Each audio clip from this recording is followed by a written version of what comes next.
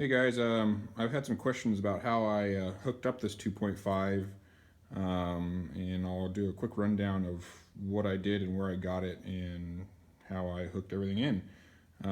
Throttle body is off of a 4.0, about 94, 95.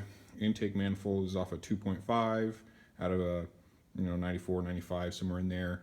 Same thing with the fuel rail. The injectors are out of a 5.4 Ford. Those will be upgraded. Those are just kind of my test ones for now.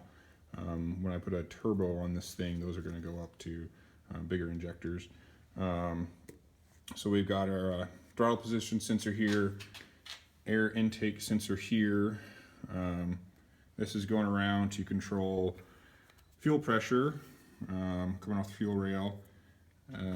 Obviously injectors, coming around, we got our O2 sensor down here in the stock manifold.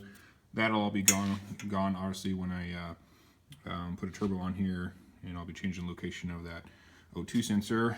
It's being ran by a Spartan.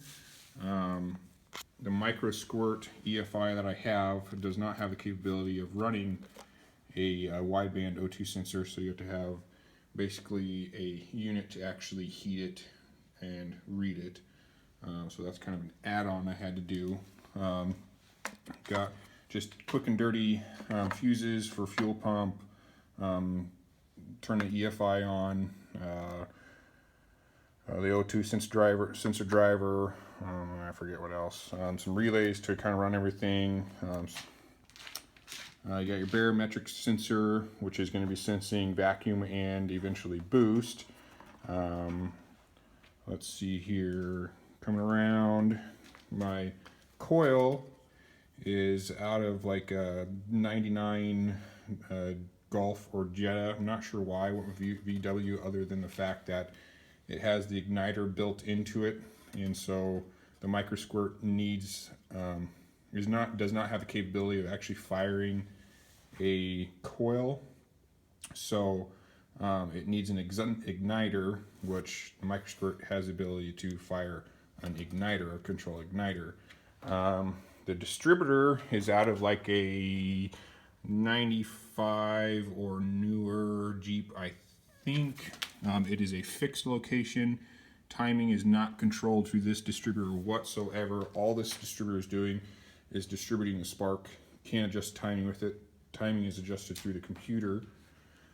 Let's see, coming around here, we got our water temperature sensor kind of hidden back here. Keep in mind, this is all 100% temporary. Once it's actually installed in the Jeep, this will all get completely redone, make it look nice, yada yada yada. There's the Jeep. It's been sitting there for almost 2 years now, just collecting dust and other junk. Anyway, my crank sensor is down here. Kind of have a hard time seeing it. This is not a Hall effect sensor. This is just like a stock Ford sensor off of a like 5.4 Ford. I wanted to use off-the-shelf parts just so that if something did go wrong, I can just go down somewhere and buy one. I don't know if you can quite see. You can kind of see there's some teeth in my dampener there. I machined this at home here. It's a damper. It has a 24 minus 1 tooth configuration. It was actually pretty easy to machine it. Just took me a couple hours, but seems to work pretty good. Since this is not a Hall effect sensor, is not an on-off. It records in waves. So I actually had to add a resistor, a 1K resistor, to kind of help smooth it, and then also had to play around with the Microsquirt or the tuning software smoothing to kind of help it run a little better. It wouldn't rev up past, I don't know, 1600 when I first got it running, and then I had to play around with it a little bit. Now it runs not quite nicely up past 5,000. I'm sure it'd keep going if I wanted it to.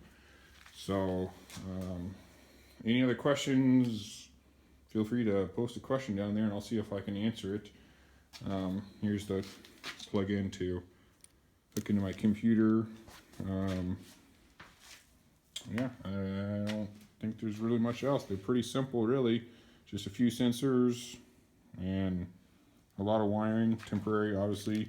There's a lot of unused wires in this Microsquirt, and this is all stuff to Now here's another ignition if you wanted to have more than one coil.